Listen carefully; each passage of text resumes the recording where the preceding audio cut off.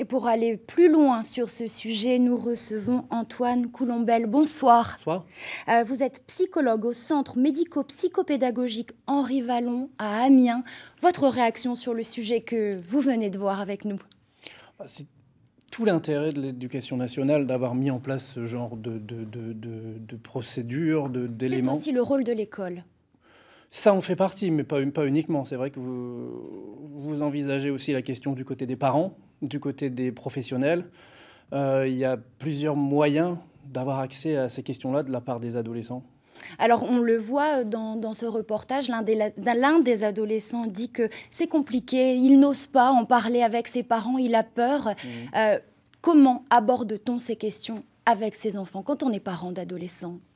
Ce qui est intéressant, c'est d'entendre que la peur est réciproque. Parce que souvent, les parents aussi ont très peur de parler de ces questions-là, puisque ça engage une intimité, ça engage des éléments très personnels, qu'il n'est pas nécessaire d'aborder d'ailleurs. Ce n'est pas les éléments personnels qui sont les plus importants à aborder, mais les questions du dialogue, de l'émotion, du ressenti, de l'accord. Voilà, c'est les éléments les plus importants à amener aux adolescents qu'ils puissent avoir accès à ces émotions-là. Et parce qu'ils ont beaucoup trop accès à des questions de sexualité mécanique, dépersonnalisées, du côté de la pornographie, de ces éléments-là.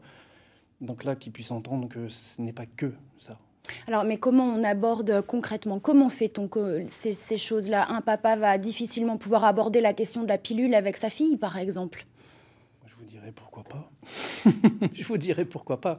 C'est souvent, encore une fois, les parents qui puissent se sentir le plus disponible possible. Les adolescents vont ressentir une sensibilité, une ouverture, une possibilité d'aborder ces questions-là. Par exemple, des petites remarques en regardant un téléfilm, en regardant un film, en dépersonnalisant et en étant le plus neutre possible du côté des adultes, mais aussi du côté des ados. Souvent, d'ailleurs, les ados ont « Ah bah j'ai une question, j'ai une amie qui fait ça, ou j'ai un ami qui fait ça, ou j'ai un ami à qui il est arrivé ça ». Parce que c'est bien plus facile de passer par des biais, de se décaler comme ça.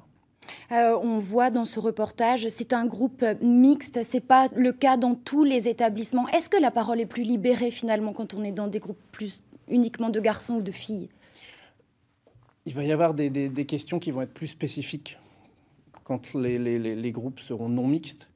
Mais tout l'intérêt, c'est qu'encore une fois, on est dans des questions de partage, on est dans des questions d'échange, et que les questions des garçons, c'est souvent aussi les questions des filles, et inversement. Elles ne se posent pas de la même manière. Le garçon avec la caricature de la puissance et de la durée du rapport sexuel et toutes ces questions-là, et la fille du « est-ce que je vais avoir mal? Est-ce que ça va être bien? Est-ce que je vais lui faire plaisir ?» Et ces questions-là, elles ne sont pas les mêmes, mais par contre, les garçons doivent entendre les questions des filles, et les filles peuvent entendre les questions des garçons. Merci beaucoup Antoine Coulombelle d'avoir été avec nous sur ce plateau.